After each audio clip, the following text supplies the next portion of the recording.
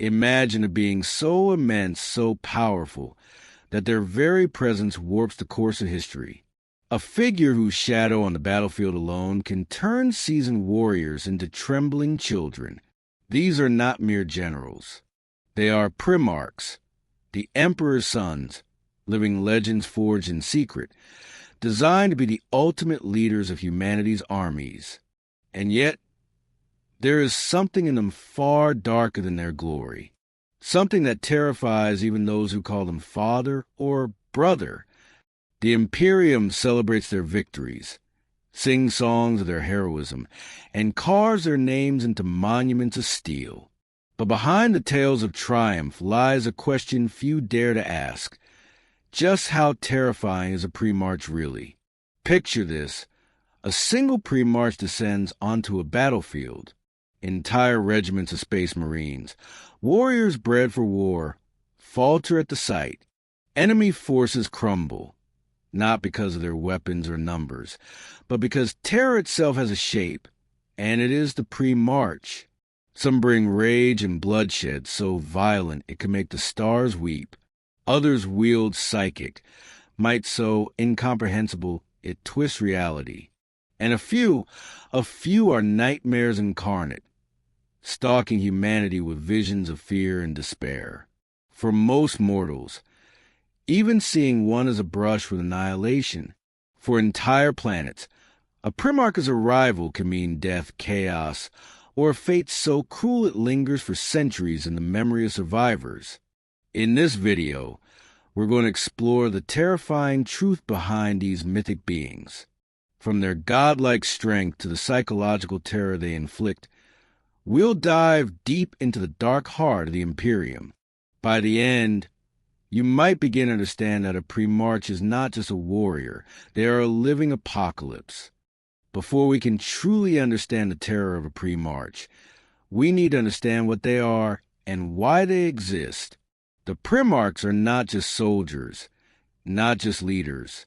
They are the Emperor's sons, created in the secret forges of humanity's most ambitious experiment, the Great Crusade.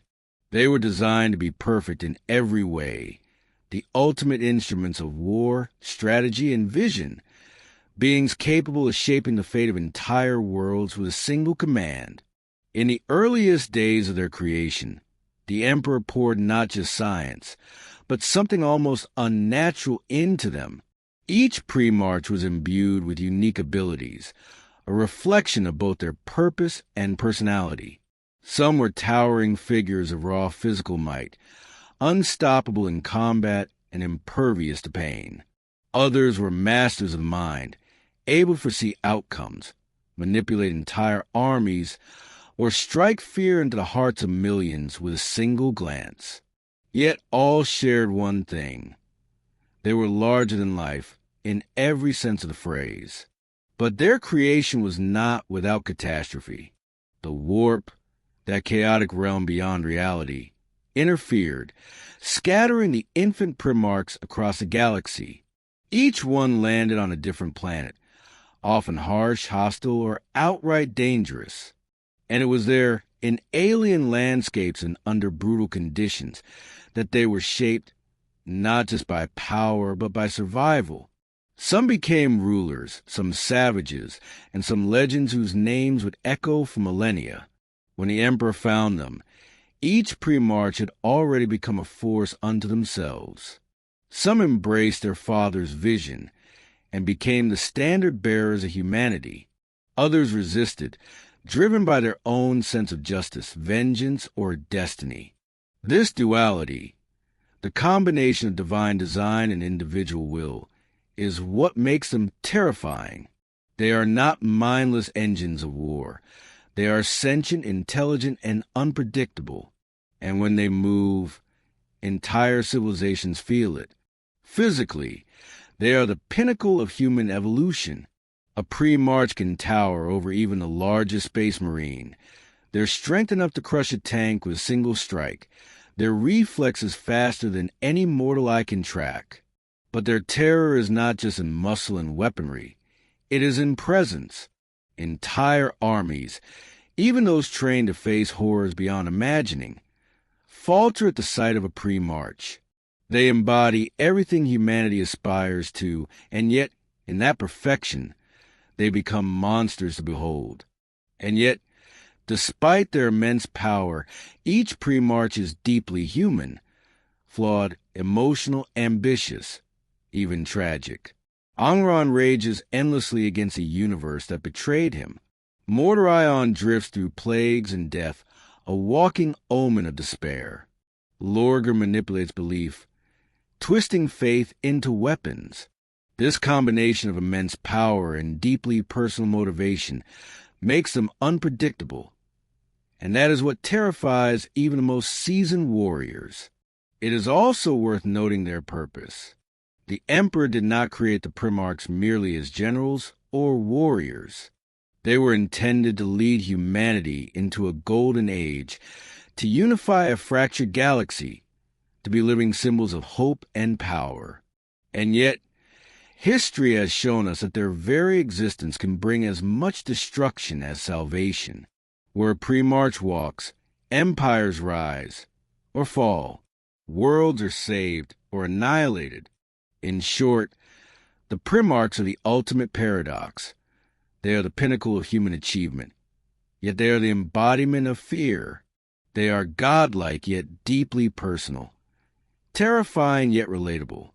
To understand the horror they bring, we must first grasp the scale, the context, and the purpose behind their creation, because only then can we truly appreciate just how terrifying a Primarch really is. When it comes to terror, a Primarch's first weapon is their own body. Towering over space marines, muscles like forged steel, and reflexes beyond mortal comprehension, a Primarch is a force of nature. Imagine a being whose swing can cleave tanks in half, whose speed can make hundreds of soldiers miss before they even see him move. This is not myth. It is a literal power of these Emperor-made sons. Take Angron, the World Eater. Fueled by the butcher's nails, his rage is endless. Every strike of his chain axe shreds armor, flesh, and bone alike. In combat, he is a whirlwind of destruction, unstoppable, unrelenting, a nightmare given form. Entire squads of hardened warriors have fallen to him before they understood the danger. Contrast this with Sanguinius, angelic and lethal. His wings are not mere decoration. They amplify his speed, his presence, and the sheer elegance of his attacks. When he descends onto a battlefield, even veteran space marines pause, mesmerized by the terrifying precision and grace of a being who is simultaneously beautiful and deadly. Then there are the tactical Primarchs, Horus Lupercal and Rogaldorn. Horus can command entire armies with a glance, strike with a war axe that fells the strongest warriors, and anticipate enemy movements before they occur. Dorn, immovable and unyielding, turns defense into impenetrable strategy. Their terror is not only physical, it is mental, a presence that dominates a battlefield before a single blow is struck. And psychic Primarchs like Magnus the Red redefine combat entirely. His mind bends reality. Enemies are hurled, armor melts, and entire regiments crumble without seeing the source of destruction. Lorgar wields belief itself as a weapon, manipulating loyalty, turning devotion into terror, and controlling entire outcomes with subtle genius. A single Primarch can shatter formations with ease. Their mere appearance breaks morale, even among elite space marines. Imagine facing thousands of trained soldiers, only for them to falter because the shadow of a Primarch falls upon them. Battles are not won by numbers alone. They are won by presence, by aura, by the sheer inevitability that these beings radiate. Weapons amplify their terror. Angron's chain axe devours all in its path. Vulcan's hammer can split mountains. Horus's war axe cuts as if armor were parchment. Sanguinius's spear strikes with inhuman speed. Each weapon is an extension of the Primarch, a channel for their perfect blend of power, skill, and raw fear. But the true horror is not only what they can do, it is what they are, perfection made flesh, apex predators of humanity, living embodiments of war and destiny. To face a Primarch is to confront a being who can decide life or death for thousands, to witness a force beyond comprehension, and feel the overwhelming truth that no mortal could hope to match them. In the next segment, we will explore the psychological terror they inflict, how their presence alone can break entire armies, warp minds, and make even the bravest warriors quake in fear. Because to understand their terror fully, we must look beyond the battlefield and into the very hearts of those who face them. Physical power is terrifying, but it is often the mind that fears the most. Primarchs are more than muscle. They are living symbols of dread, capable of breaking morale and bending wills with nothing more than their presence. Entire armies have crumbled, not under fire or steel, but under the psychological weight of a Primarch standing before them. Consider Horus Lupercal. Charismatic, cunning, and unrelenting, Horus does not simply fight. He commands fear. A glance from him can inspire devotion or ignite panic. Enemy commanders who pride themselves on discipline have been known to falter at the sight of him, miscalculating moves, hesitating in critical moments, and ultimately losing the battle before the first sword is drawn. The terror he generates is subtle yet devastating. It is a weapon in itself. Then there is Konrad Curze, the Night Haunter. If Angron embodies rage, Curze embodies existential horror. He stalks worlds like a shadow of inevitable doom, appearing where fear festers and justice has failed. He does not merely strike physically. He manipulates terror itself. He plants visions in the minds of his enemies, orchestrates atrocities that will haunt survivors for generations, and shapes fear into a psychological weapon more potent than any bolter or chain word. To face Curze is to confront a nightmare tailored to your deepest insecurities, a fear that cannot be fought, only endured. Even Sanguinius, whose presence is angelic, can terrify. To his enemies, he is a harbinger of death, descending like a storm of wings and light, moving with supernatural speed and precision. For those who survive encounters, stories describe not just a physical devastation, but a lingering awe and dread, as though they had glimpsed something beyond humanity, beautiful, inevitable, and utterly untouchable. Psychological terror is not limited to enemy lines. Space Marines themselves, despite being superhuman, experience it when in the presence of their Primarchs. Magnus the Red, towering and psychic, bends reality and minds alike. Even loyal Astartes, warriors bred for courage, feel the oppressive weight of his mind, sensing both benevolence and threat at once. His aura inspires loyalty, yes, but it also reminds everyone nearby that no mortal can truly match him. Primarchs can manipulate the battlefield before a fight even begins. Their aura, reputation, and reputations echo in the minds of mortals and veterans alike can fracture cohesion. A single look, a single movement, can convince seasoned soldiers that defeat is inevitable. Entire regiments have surrendered simply because they understood that they stood before something beyond comprehension. That is the ultimate terror. When fighting becomes futile before it begins, when the enemy realizes their efforts are meaningless against a living god of war, this terror is amplified by unpredictability. Unlike generals who rely on logic and tactics, Primarchs are sentient, emotional, and sometimes utterly alien in motivation. They are perfection made unpredictable. One moment, they inspire hope. The next, they unleash unrelenting devastation. Their very minds are battlefields, and to face one is to confront a consciousness that can think, strategize, and terrify on a scale unmatched by any army. Ultimately, the psychological horror of a Primarch is inescapable and pervasive. It affects friend and foe alike. For enemies, it is fear and hopelessness. For allies, it is awe, reverence, and the constant reminder that even the greatest warriors are still small, fragile mortals in comparison. To stand before a Primarch is to realize that the universe is larger, deadlier, and more incomprehensible than any human mind was designed to endure. In the next segment, we will examine specific Primarchs who exemplify terror, combining both physical might and psychological dominance, and explore why some are more terrifying than others.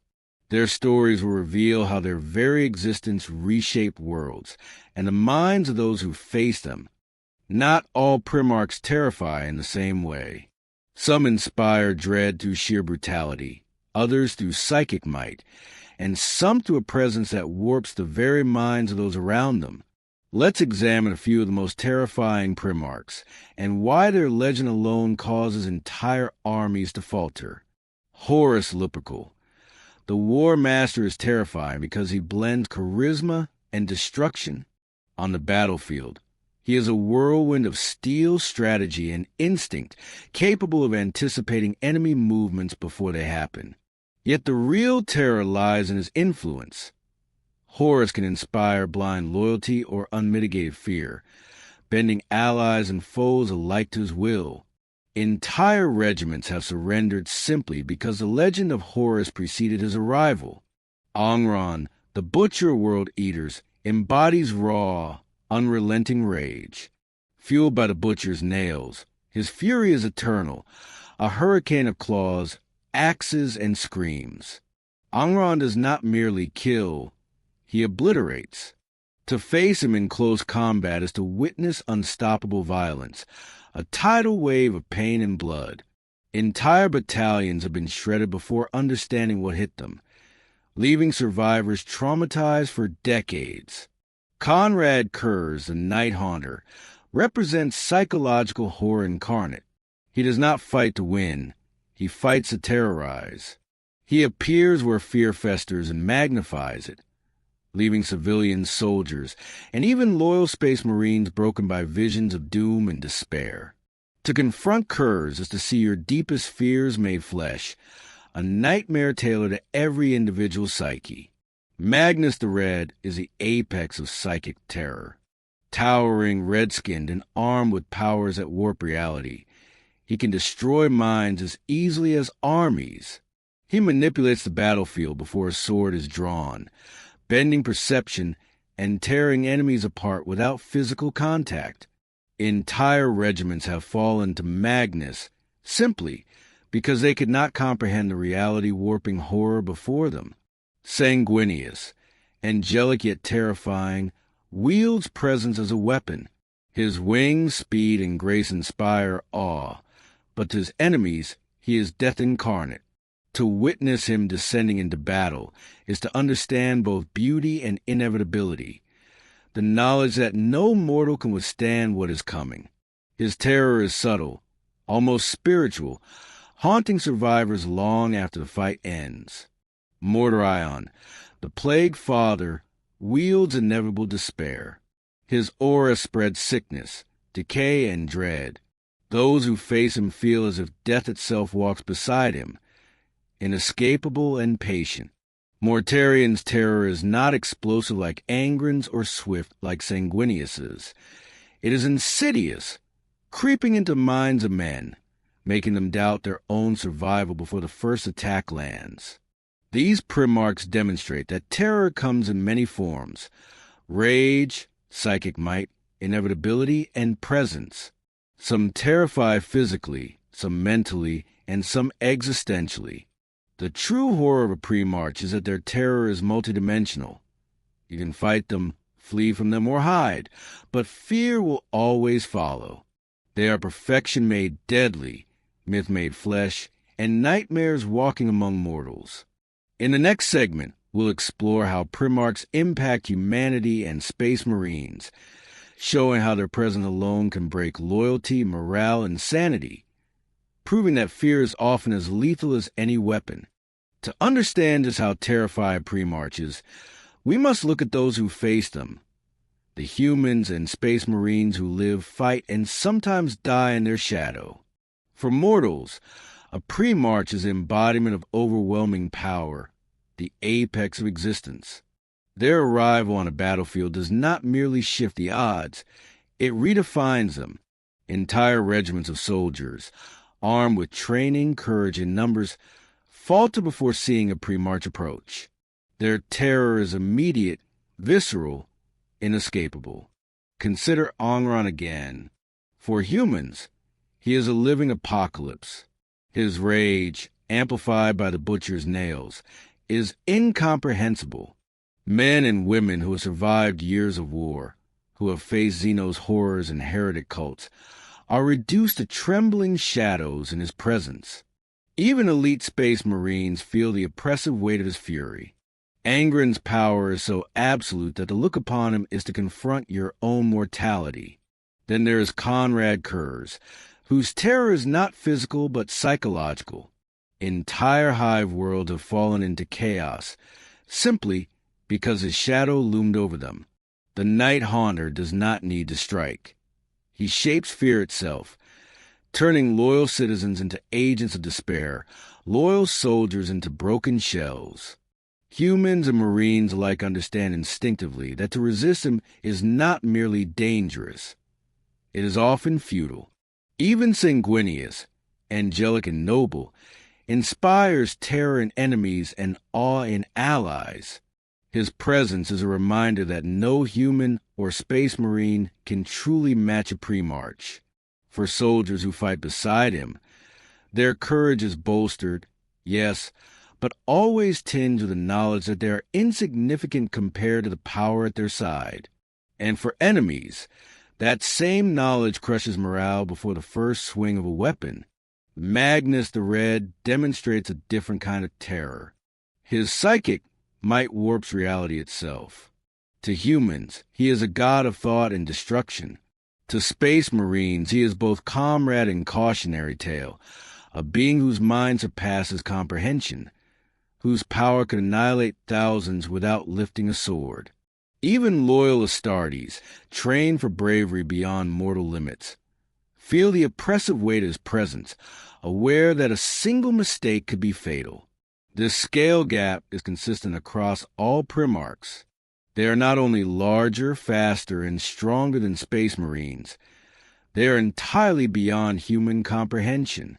Their strategies, their instincts, and even their moods can determine the fate of armies. One look, one command, one swing of a weapon can decide the lives of thousands. Humanity, for all its resilience, is always dwarfed by the existence of these beings. And yet, this is not just a story of enemies crushed beneath their might.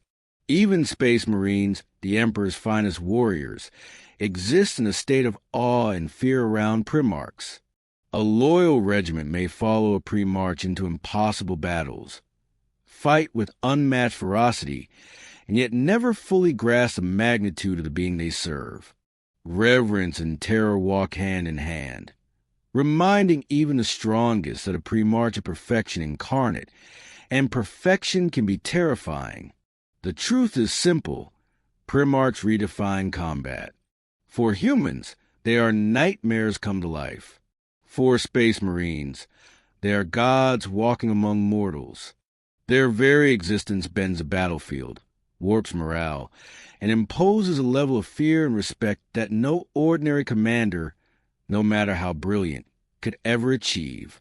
To face a Primarch is to confront the apex of human potential and realize that your limits are your doom. In the next segment, we will explore the horror beyond their power, the existential and philosophical fear Primarchs inspire, showing that it is not only their strength, but their sheer presence of perfection that terrifies all who encounter them. We've seen the raw strength of the Primarchs, the devastation they bring to armies, and the fear that seeps into even the bravest minds. But the true terror of a Primarch goes far beyond muscle, weaponry, or psychic might.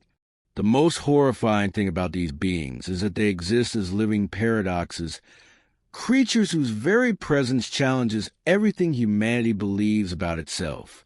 A Primarch of perfection made flesh. They are faster, stronger, smarter, and more capable than any human, yet they remain recognizably human, emotionally, intellectually, and morally. They think, feel, and act, yet their scale makes them almost alien. This combination, the familiar and the incomprehensible, is deeply unsettling. To witness a Primarch is to see the limits of human potential magnified into something simultaneously admirable and terrifying. It is awe and dread rolled into one. Consider Angron's fury, unstoppable, unthinking, and yet deeply personal. Consider Magnus' psychic omnipotence, a mind so vast it bends reality, yet still capable of doubt and grief. Consider Curze, whose vision of justice twists morality into nightmares. Each Primarch demonstrates that power without limit is not neutral. It is horrifying, especially when coupled with the intensity of personality, obsession, or madness. They are not just weapons.